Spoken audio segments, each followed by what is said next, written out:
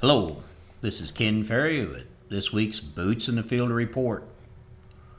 This week, many operations continue to creep towards the finish line, mainly in corn, as we continue to pick this down stuff up.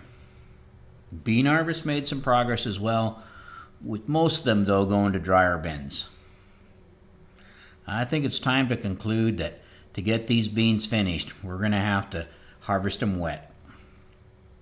The plot crew was able to push forward this week on plot beans that went to the dryer bin. Moisture's running 18 to 16%. Using the Clemson EMC calculator, which indicated our forecast from Wednesday to Saturday, that once the humidity came down on Wednesday, that we could run the fans pretty much all the way through to Saturday night, early Sunday morning, before we'd have to shut the fans off. The forecast of humidity staying 70% or below.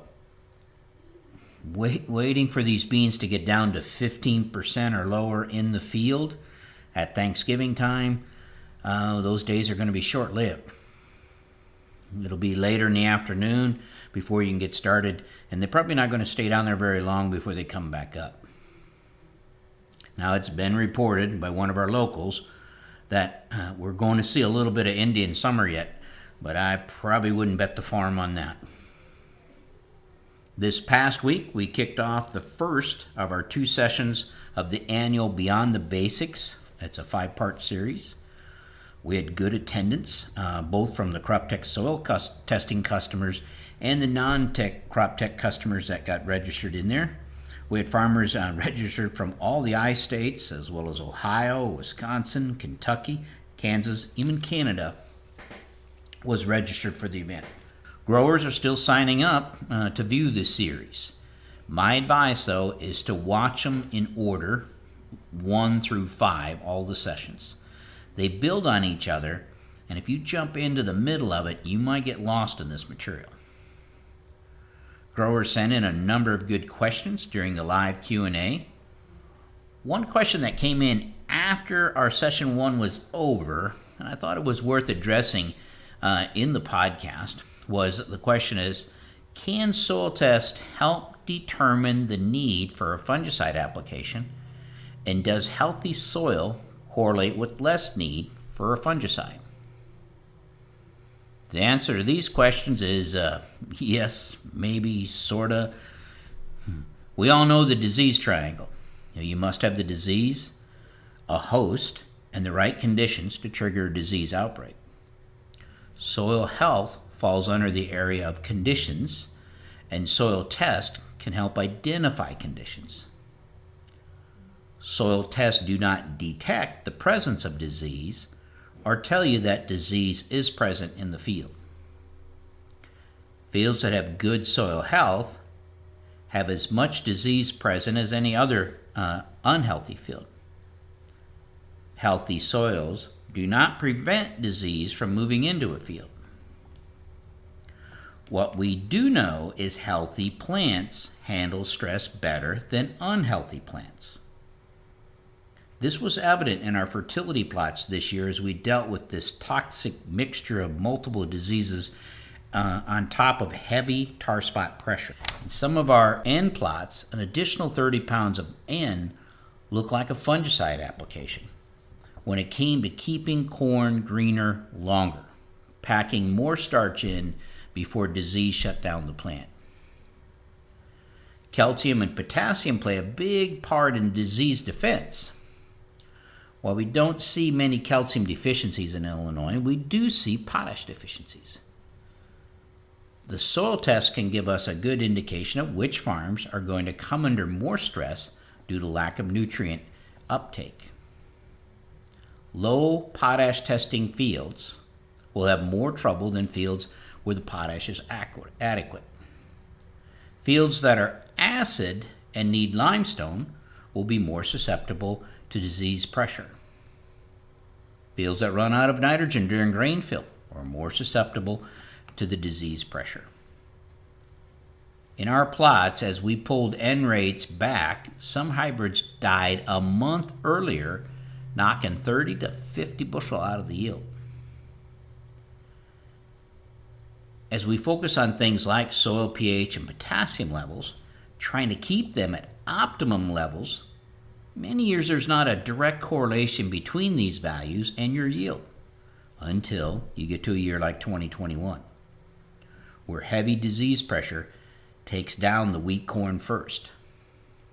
Fields with low soil tests tend to get in trouble first with premature death and down corn.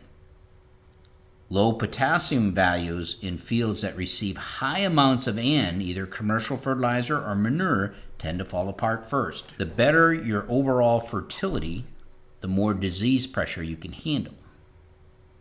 The same goes for soil health. The healthier your soil, the better your crop can handle disease stress. With tar spot, as well as many other diseases, it's a matter of trying to outrun the disease. Get the plant far enough along that you can get more grain fill before it dies. With that said, we have good fertility, but if the conditions are right and the crop is susceptible, the disease is present, you're going to have disease outbreak. Fungicides and good fertility will lessen the impact of the outbreak, but they will not eliminate it. Therefore, we want to be careful pulling back too far on our fall fertility, especially in those fields that aren't at the optimum levels to begin with. Several growers have reported that while a lot of their corn went down due to disease, the newer farms that we don't have up to speed yet on fertility and pH have taken the hardest hits in yield. Balanced fertility is just one of the tools that we use in the toolbox to handle disease, along with hybrid and variety selection, residue management, fungicides, and of course scouting. As we finish up harvest, don't forget to get your yield data into the office so the crew can get working on them and get them ready for your yield map meetings. We're asking for your help in rating your varieties on how well they did against tar spot. We'd like to know the best and the worst. Many of you are in the process of making hybrid decisions right now. So the sooner you give us your feedback, the sooner we can compile a list and get it back to you. This will not be a crop tech list. This will be a survey results from our crop tech customers, how they saw the tar spot and the varieties they were planting. We've set a date for our hand harvest where we weigh, count, and shell ears from our 2021 ear flex plot. It'll be Tuesday, December 14th. If you can help or send your wheeze to help with this monstrosity of a project, just give the office a call or shoot us an email. This weekend, many of us are headed to the woods to help control the deer population, keep our roadways safe, and our crops from being eaten. I want to wish my fellow hunters a safe and bountiful hunt. We here at Crop Tech wish everyone a happy Thanksgiving. This has been a tough year for many, but we still have a lot to be thankful for. Crop Tech will be closed on Thanksgiving and the following Friday, and there'll be no podcast next week. To stay up to date, check out our website at croptechinc.com and subscribe to our podcast, Boots in the Field Report. Keep her safe, keep her moving.